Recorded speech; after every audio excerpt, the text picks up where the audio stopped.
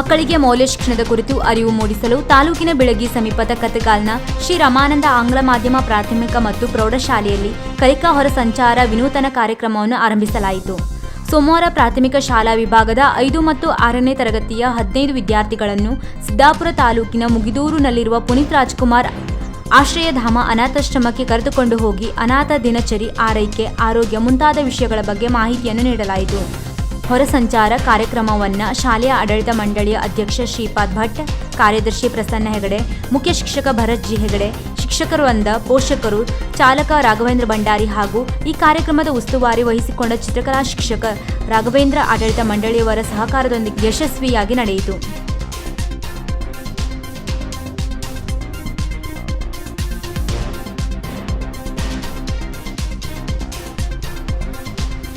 ವೀಕ್ಷಕ ಮಹಾಪ್ರಭುಗಳೇ, ನಮ್ಮ ಚಾನಲ್ ಅನ್ನು ಸಬ್ಸ್ಕ್ರೈಬ್ ಮಾಡಿ, ಶೇರ್ ಮಾಡಿ, ಪ್ರೋತ್ಸಾಹಿಸಿ.